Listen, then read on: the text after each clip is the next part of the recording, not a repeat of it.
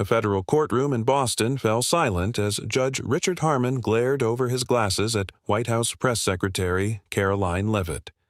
"In my courtroom," he sneered, "your White House credentials mean absolutely nothing."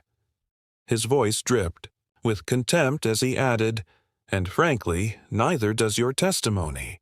The young press secretary maintained her composure, but everyone present could feel the tension. What Judge Harmon didn't realize was that in less than an hour, his 30-year career would end in disgrace, with FBI agents leading him out in handcuffs, while the entire courtroom watched in stunned silence. This is the story of how one of America's most respected judges fell from grace when he chose the wrong target for his corruption. The Palmer Federal Courthouse had stood as a symbol of justice in Boston for over a century. Its marble columns and ornate architecture spoke of tradition and the rule of law. But lately, something had changed. Judge Richard Harmon, once celebrated for his brilliant legal mind, had developed a reputation for unusual harshness toward certain defendants, particularly those with conservative connections. At 67, Harmon carried himself with the confidence of someone who believed he was untouchable. His silver hair and tailored robes projected authority, and few dared to challenge his increasingly partisan rulings. Over the past year, attorneys had begun whispering about his erratic behavior and clear political bias, but no one had the courage to formally complain. Today's case involved Thomas Reynolds, a small business owner accused of tax fraud related to his charitable foundation. Reynolds had donated significantly to conservative causes, including voter registration drives in rural communities. Karoline Leavitt, who had worked with Reynolds' charity before joining the White House, had agreed to testify as a character. Witness. The moment Leavitt entered the courtroom, Judge Harmon's demeanor darkened. "Ms. Leavitt," he said without looking up from his papers, "I hope you understand that White House talking points have no place in my courtroom. I'm here only to testify to Mr. Reynolds' character and the legitimate work of his foundation. Your honor?" Leavitt replied respectfully. Several spectators exchanged glances. The judge's hostility seemed premature and inappropriate. Reynolds' attorney, James Wilson, seemed to be bracing himself for what was to come. "Let's get something straight before we begin," Judge Harmon announced, his voice carrying across the silent courtroom. "This court operates on facts, not political spin. Is that clear, Ms. Leavitt?" "Perfectly clear, Your Honor," she replied, maintaining her professional demeanor despite the clear disrespect.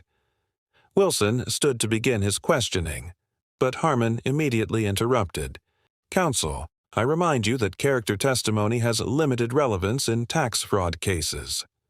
His tone suggested he had already decided the outcome. "Your Honor," Wilson began cautiously, "Ms. Leavitt has direct knowledge of Mr. Reynolds' charitable activities, which are central to this case." "I'll determine what's central to this case, Counselor," Harmon snapped. "Proceed, but keep it brief." The gallery watched as Judge Harmon's behavior became increasingly hostile. Each time Leavitt began to explain Reynolds's legitimate charitable work, Harmon would interrupt or dismiss her statements. His interjections grew more personal and political with each exchange. "Ms. Leavitt," he said with thinly veiled disdain, "your experience as a political spokesperson hardly qualifies you to evaluate the legality of financial transactions." The prosecutor, Dana Mitchell, appeared increasingly uncomfortable with the judge's behavior. Twice she glanced at her assistant with a concerned expression. This wasn't normal, even for Harmon. As Wilson tried to establish Leavitt's direct knowledge of Reynolds' foundation, Judge Harmon's interruptions became more frequent and hostile. "Your Honor," Wilson said, clearly frustrated, "if you would allow Ms. Leavitt to finish her responses." "Don't tell me how to run my courtroom, Counselor," Harmon barked. "Perhaps in political circles you can spin half-truths into facts, but not here." Leavitt straightened in her chair. "Your Honor, with respect, I've answered each question truthfully and completely." Harmon's face flushed with anger. "Ms. Leavitt, you're one question away from contempt. In this courtroom, I determine what constitutes truth, not some White House mouthpiece." The courtroom stirred uncomfortably. Even the court reporter glanced up with concern. This was crossing a line. Wilson tried a different approach. "Ms. Leavitt, could you explain your direct involvement with the Reynolds Foundation's Veterans Employment Initiative in 2023? Before Leavitt could answer, Harmon interrupted again. "Irrelevant. The tax questions concern the Foundation's financial structures, not their supposed charitable works." "But, Your Honor," Wilson protested, "the nature of those charitable works is directly relevant to determining whether the tax structure was appropriate." "Overruled," Harmon snapped, his knuckles white as he gripped his gavel. "Move on. Karoline." Leavitt maintained her composure, but her eyes reflected growing concern. This wasn't just judicial discretion, it was blatant prejudice.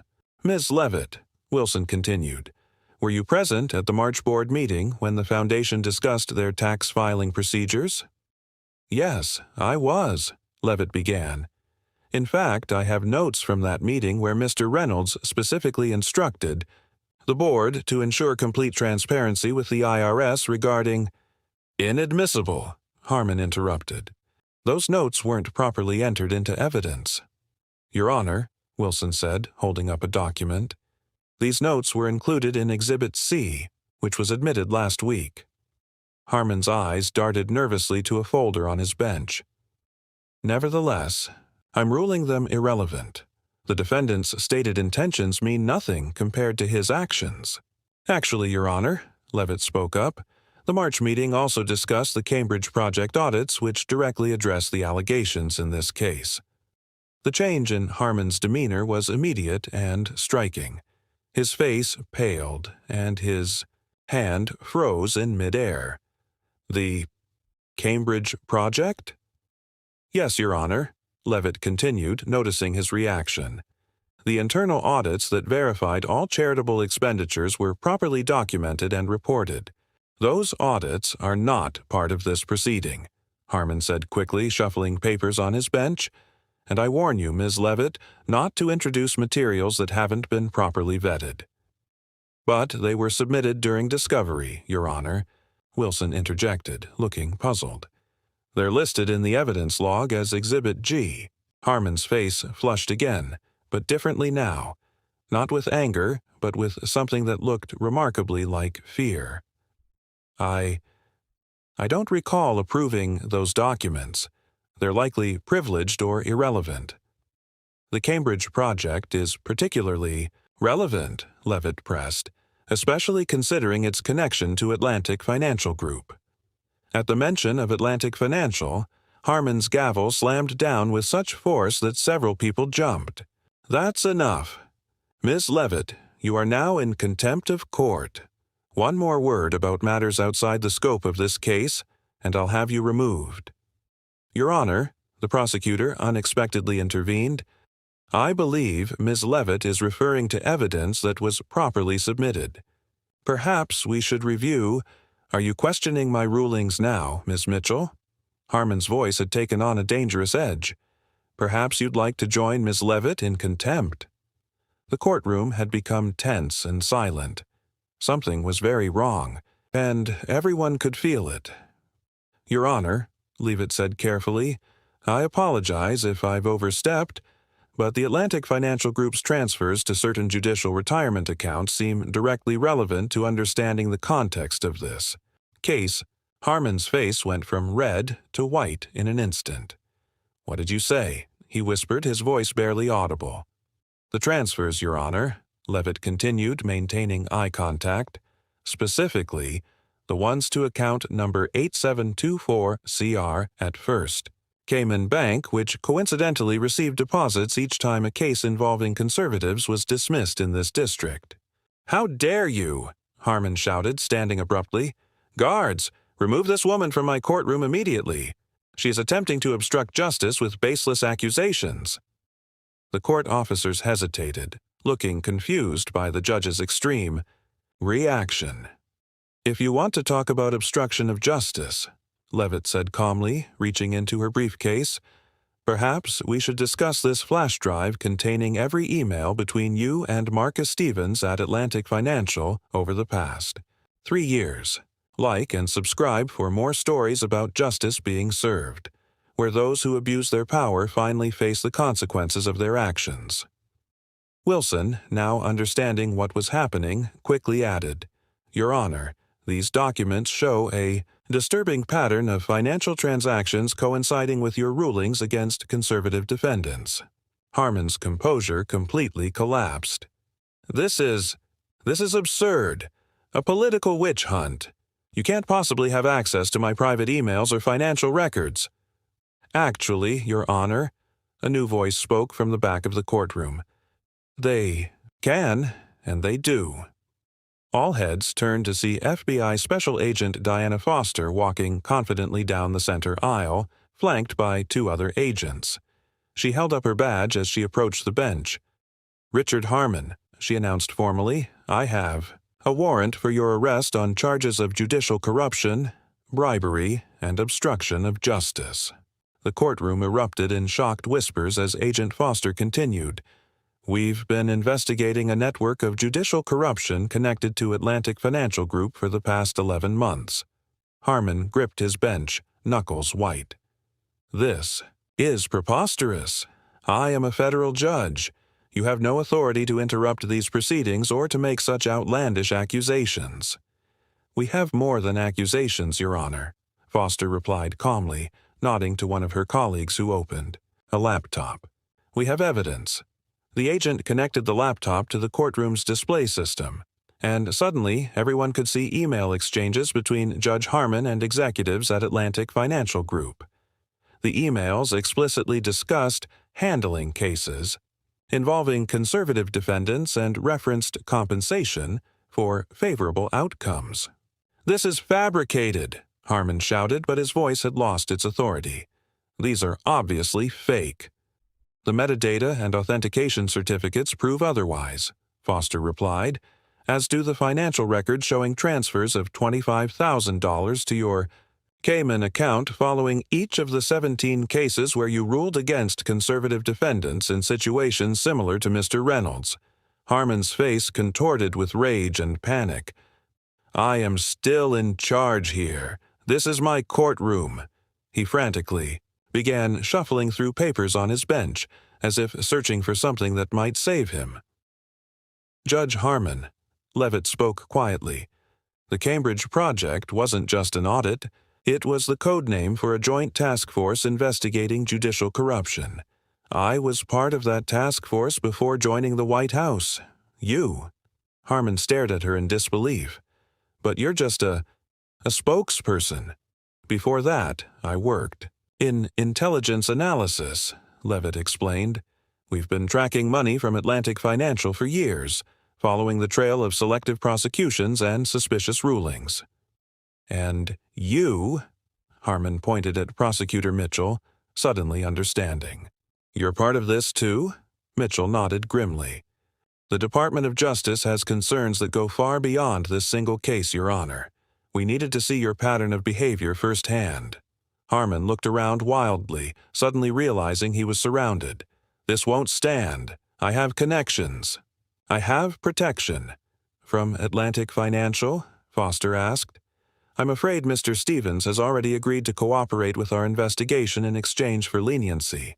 He's provided quite detailed testimony regarding your arrangement." As Agent Foster approached the bench with handcuffs, Harmon made one desperate attempt to maintain control. "I am a federal judge. You can't arrest me in my own courtroom. I am the law here." "No, Your Honor," Foster replied firmly. "You are not the law. You are subject to it, just like everyone else." The courtroom watched in shocked silence as FBI agents placed handcuffs on Judge Richard Harmon, reading him his Miranda rights in the very courtroom where he had dispensed his corrupt version of justice for years. As he was led away, Harmon turned to Leavitt with hatred in his eyes.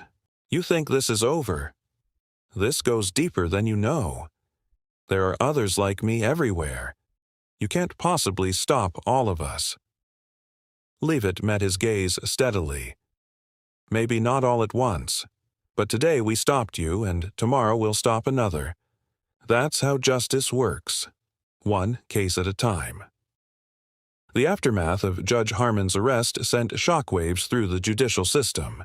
The investigation expanded rapidly, uncovering a network of corrupt judges who had been systematically ruling against conservative defendants while receiving payments through elaborate offshore channels.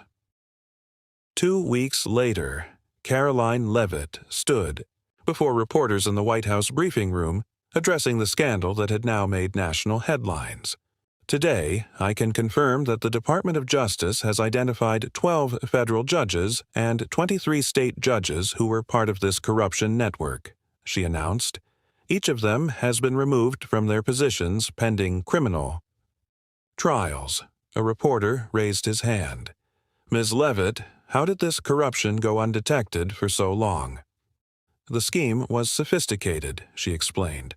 Atlantic Financial Group created a labyrinth of shell companies to hide the money trail. But more importantly, the judges involved exploited our natural tendency to trust authority figures.